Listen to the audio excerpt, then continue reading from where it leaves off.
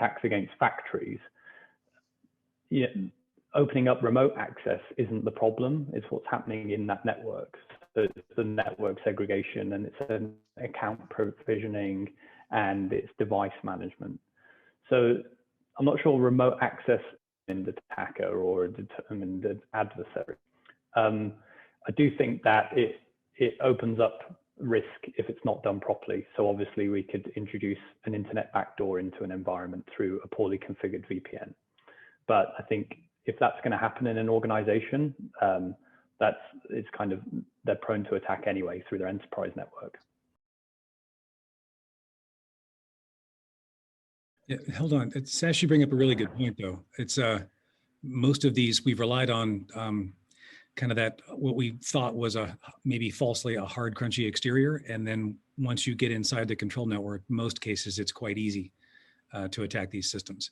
Whether it's the legacy devices that just were never designed with security in mind at all, or it's the fact that it's very difficult to do things like patching and other forms of security that you can on, I would say, most of the IT systems. But yeah, I think that's a very key point, is that the OT environments aren't necessarily as secure. So once you're in, you're in. You've got access to pretty much whatever you want in a lot of cases. Yeah, the other thing I would like to add to that point is this notion of an air gap. And not that an air gap gives you nothing. Of course, it gives you something. But I tend to look at them, and I've heard this characterized by someone else. I can't quote it, who said it, but it resonated with me, and I've hung on to the term. It's simply a high latency connection, right? So at some point, something has to bridge that gap, whether it's a maintenance laptop or a software update or a patch or something. So there is a connection, it's just high latency. Yeah. Most places that have told me they've had air gaps did not actually have an air gap. I can count on one hand that all the air gaps that I've seen that were truly air gapped.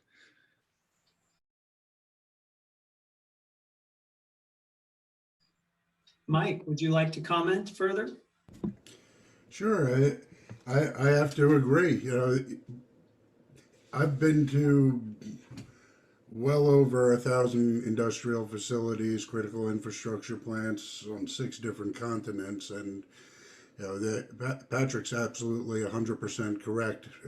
The air gap rarely exists, even when people tell you that it does. He's also correct talking about the soft, chewy interior.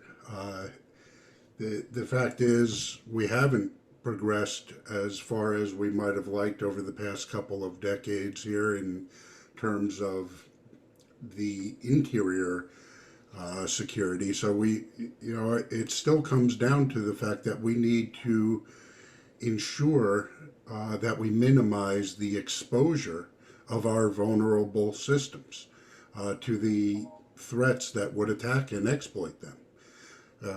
With that in mind, we really do need to consciously and thoroughly evaluate the risks associated with the additional exposure that comes along with any remote access solution. Okay. So we are looking at providing remote access into systems that were not secured by design to begin with. Is that a fair assumption? Yeah. Or that it's more challenging to keep them secured. In a lot of cases, things like, obviously software patches are very difficult to apply in some industrial environments.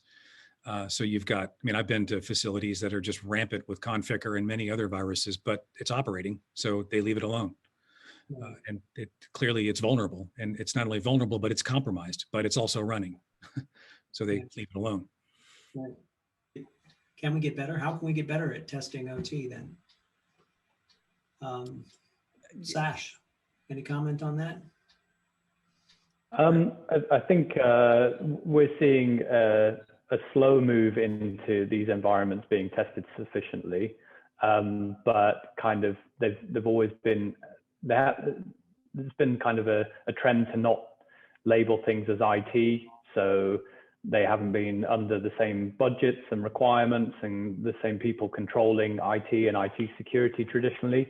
You'll see people that are in charge of OT environments with titles as chief engineer and things like that. So a lot of people in OT environments have maybe come from traditional engineering or mechanical kind of backgrounds. And so there's somewhat of a reluctance to adopt IT work practices and cyber, as it were. I think we see quite a lot that the idea of cyber security and OT is picking up, and people are getting excited about it. But it's far from being as mature as IT environments, and it's going through kind of a renaissance. Most of the environments that we see and test and try to penetrate, it's clear that they haven't been tested before. The risks are not clear at all. So when we go in, we're identifying risks that no one had a clue about until we go in.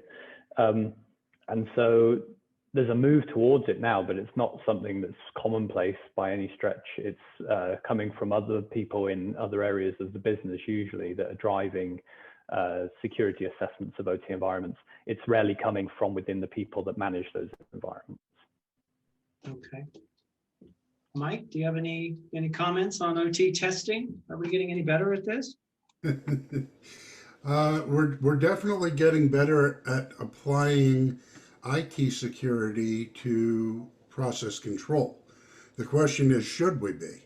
I personally maintain that what we actually need is industrial security, and we need to stop trying to fit the square peg of information security into the round hole that is industry. Yes, some of the technology underlying is similar in nature, but they are used for entirely different purposes and have entirely different risks associated, and therefore, it's all about risk. Where that's the entire equation here for when it comes to cybersecurity, whether industrial or information based. So I think we're getting better in some respects, but I think we may be going in the wrong direction, and we'll need to. I predict that if we continue down the information security path applied to process control, that we are going to need to reverse course because we'll find we were looking to apply controls that were not effective or appropriate. Okay.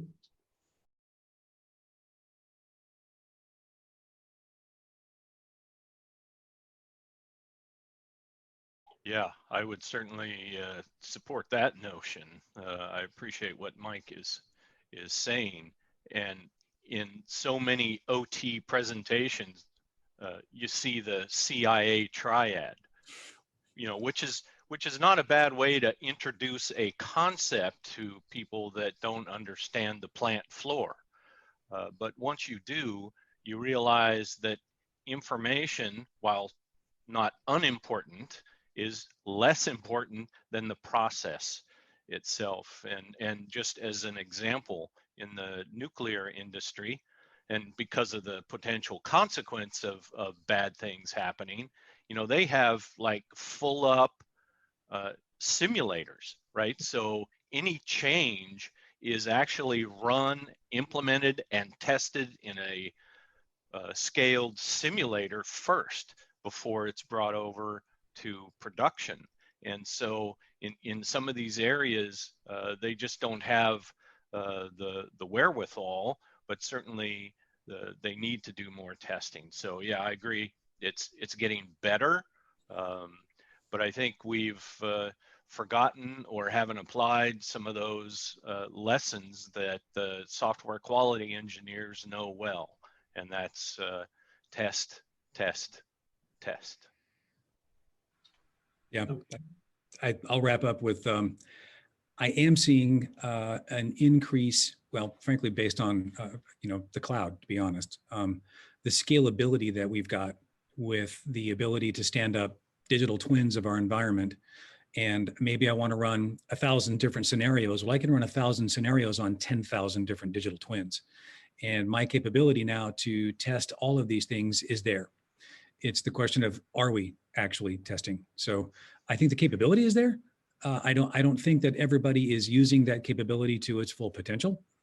And there's obvious roadblocks to that, whether it's we just don't know how to do it, we don't want to afford it. Everybody is trying to do more with less at the moment. And frankly, we've got a pandemic going on. So, hey, we're just trying to keep the lights on. I get all of that. And there's two opposing forces. You're looking at this digital transformation that we're going through, where you're trying to get a lot more sensing capability in so that you can get a lot more data about your environment, so that you can manage your environment in smaller cycles with much more efficiency. It just happens. Once you get a greater visibility in your system, you get a greater capability to manage that environment. So we're getting there. At the same time, we're also removing, unfortunately, and I absolutely applaud the National Labs approaches to looking at getting in some of these additional physical safeguards.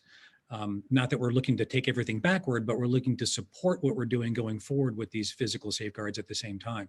So we're trying to do all of these things at once. They all cost money. They all make sense, but they're all different forces pulling in different directions. So I think it's not a challenge of, do we have the capability? Do we know what to do? The answer is yes to all of those things. It's just which one wins the day at the moment. It's kind of like that spider chart where some things get pulled in one direction and some things get pulled in the other direction. It will take time to get these things to balance out. But for now, I think innovation and necessity are driving the day, at least for at the moment. Okay.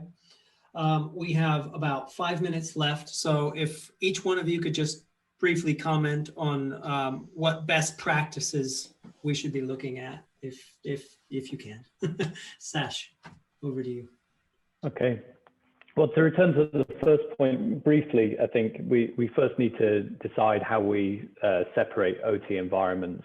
So, a nuclear power plant is completely different from a manufacturing factory, where they'll have completely different business drivers. The power plant needs to remain reliable and secure, whereas manufacturing needs to understand their productivity, and they need to produce things and get data out as quick as they can and efficiently and make changes very quickly.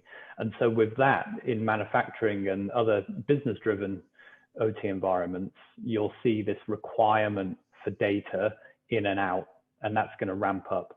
So we're going to have to, from a security point of view, match that requirement as quickly as we can. And that is going to inevitably come from using the same processes that we have used in IT security, but use it not as this technical process works, but this thought process works, and how we understand risk and apply it to cyber attacks, move that across rather than the technical specifics. Over to you. Best practices, sir. Well, best practices we've been hearing forever, back to the days when I was an owner operator before I became a vendor, 20 years. You don't create a path to a public switch network like the internet from your process control network. We may use different terminology at this point. We may call it a conduit or a series of conduits. We may call it a chain of zones that permits attacks to pivot through zones, through conduits between zones. So the vocabulary may have changed, but the guidance, whatever best practice, whatever regulation, whatever you've been looking at, suggestions, government guidance, since this field developed, we've been saying, hey, you don't connect to the public network even through a hop or two. So, what changed that now we should? That's the part that I'm still having a little bit of a a challenge with when we talk about best practices. That was always best practice number one. You look at the reports from organizations, government organizations. I'll pick the U.S. ICS CERT. Every year, number one on the list for what would have helped is perimeter protection. Defend the perimeter. Don't let the attack in. Reduce the exposure. So, the best practices have not been modified. So why are we now feeling it's okay to ignore them? Okay. Perry, Patrick, we've got 2 minutes each. Best practice? Okay.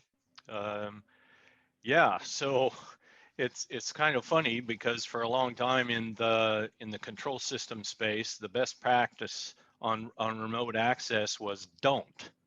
And and now we're forced out of necessity and efficiency and a lot of other business drivers that we've talked about. But certainly you can look around, and this is certainly one thing the internet has brought us, is the ability to share information. So in the US, we've got these information sharing and analysis centers, or ISACs. And so that's an example of ways that various industries can get together and share their best practices. And those are based on, real world experience, which I think is critically important.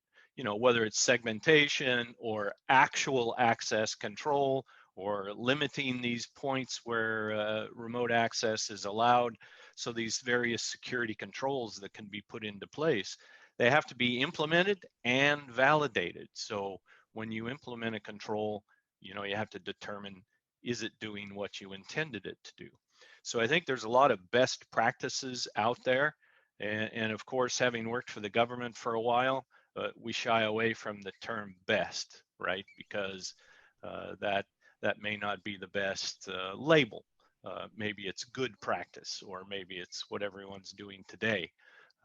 Nonetheless, there's a lot of information available out there, and I think that's useful. Thank you. Patrick. Yeah, Perry, I agree. We always go with common practice, right? Just so we know, kind of, if you're in the middle of the herd of wildebeest, you're less likely to get picked off by the, attackers on the fringe. So yeah, stay in the center of the herd.